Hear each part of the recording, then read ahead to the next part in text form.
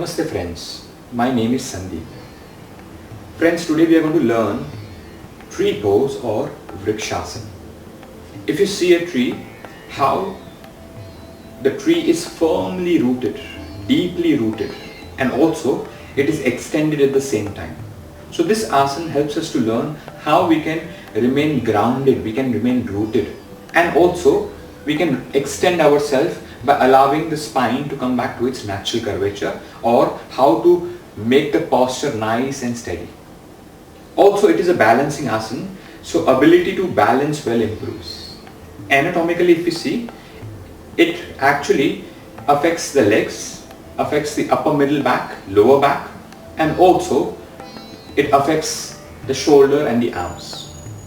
Now, if you see the benefit of this asana strengthens the thighs, the calf, the ankle. It also opens the groin. It also opens the inner thigh. Also, it is very good for the lower back because you are standing tall, you are extending tall, allowing the back to come back to its natural curvature. Also friends, when you perform this asana, a sense of balance will come, especially those who are old or those who the legs are weak. They can actually go behind and take the support of the wall and do it. But those who can do it, they will balance without the support, if possible. Now, those who are having headache or insomnia, they should try to avoid during that point of time. Especially during headache, we should not practice this. Also, those who have high blood pressure or low blood pressure, they will not raise the hands above the shoulder line. Maybe they can keep the hands by the side of the waist region. Friends, this asana is very important because a lot of time at a later age, it happens that we start losing balance. So this regular practice of this asana will actually help us to understand how to balance well. We will not fall. You must have seen people at the older age, they walk and they fall because they lose the balance. So this asana will help us to maintain the balance, increase the neuromuscular coordination. Also friends, when we do this asana will help us to remain focused and attentive. That is the reason why this asana can be also very good for children who are in school, who are in college, because the ability to remain concentrated, the ability to remain focused will improve with this. So concentration level will improve. Let's start by doing this asana. Now we will slowly increase the level of difficulty by keeping the hand position in different way. First is you shift the body weight on one side so that you are firmly rooted on that feet. Whenever you start with Tadasana. Don't forget that. Because a lot of time we immediately move into the asana. It's very important to always come to a starting position and from there to move to the other asanas. So the starting position is Tadasana, and then shift the body weight on one leg. Right now I'm shifting my body weight on the left leg so that it becomes easy for me to lift the leg. After shifting the body weight, what you can do is you can lift your heels and come on your toes, and maybe you can open the knees out so that there is less strain on the knee. Those who are flexible, they can directly go, but those who find strain at the knee, they can open the knee out and then they can go. After reaching to this point, lift your heels up and catch the ankle and place the heel to the inner thigh. The heel will come actually closer to the perineum. Just watch, holding the ankle, bringing the heel close to the perineum, and the inner thigh is touching the sole of the feet. Maybe it is firmly rooted. Also, the big toe is pointing down to the floor. Knee is open if you can. If you feel balanced, then join your palm in Namaste and then press your palms. Whenever you press your palms, it brings a little stability. Now friends, after you feel that you are balanced, maybe what you can do is you can open your hands at 180 degrees. Try to find a focus of attention, concentrate only there. Don't shift your attention anywhere.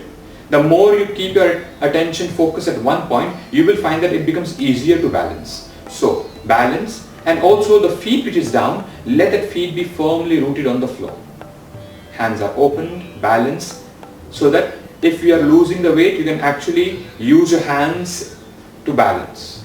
Once you are stable here, what you can do is you can turn the palm and raise the hands further up. let the shoulders relax so that breathing becomes easier. Just keep breathing, friends. Don't let the pelvis go behind. A lot of time people let the pelvis drop behind. The pelvis is still neutral. You are tall. Your hips are in one line, friends. Now, a lot of time the hip starts shifting on one side. It is very important to keep the hip in one line. Let's watch this now.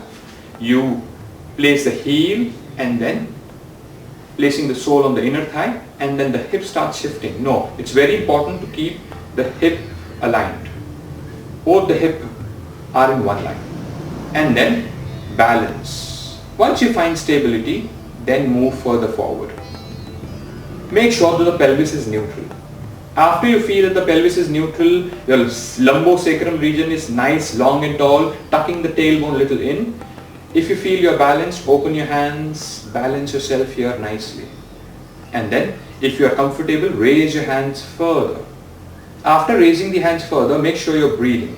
And if you can balance here also, then you can challenge yourself by pulling yourself a little more higher, by raising, bringing the palms together and stretching the hands also. So let's do standing Tadasana. Let's do Vrksasana. So whenever you do Vrksasana, you shift your body weight on one side. Right now I'm shifting the body weight on one side. And then I will lift my leg up, holding the ankle and then placing the heel closer as high as I can towards the perineum. Those who find difficult, they can also keep the feet on the sole or on the calf, but not on the knee because it will strain the knee. So holding the ankle, placing the heel as high as we can and allowing the inner thigh and the sole to touch each other. The big toe is pointing down. Now after reaching to this position, make sure that you are not tilting. Your pelvis is neutral, at the same time the hips are in one line. Don't let the buttock fall behind. Keep the buttock, keep the pelvis neutral. You are engaged from the core. This will give more stability. Now friends, after doing this position, if you feel you are comfortable, initially you can keep the palms together and press the palms. This will bring a sense of balance. Now, once you are also stable there, what you can do is you can raise your hands, because this raising the hands will allow us not to lose balance. If you are losing balance, it will bring a sense of balance again back. Concentrate on one point, make sure you're breathing, that is very important. After holding here for a while, raise your hands up, shoulders are relaxed first. Just breathe in this. Now if you are even comfortable here, then you can join your palms and you can stretch your hands. Focus at one point. Keep breathing. Keep breathing. Hold for about 5 breaths and then slowly bring the hands at 180 degree. Turn the palm down, release your hand and hold the ankle and release the hand. Friend, this particular asana is very good for balancing. In fact, slowly and slowly it will allow us to balance on the other difficult asanas also.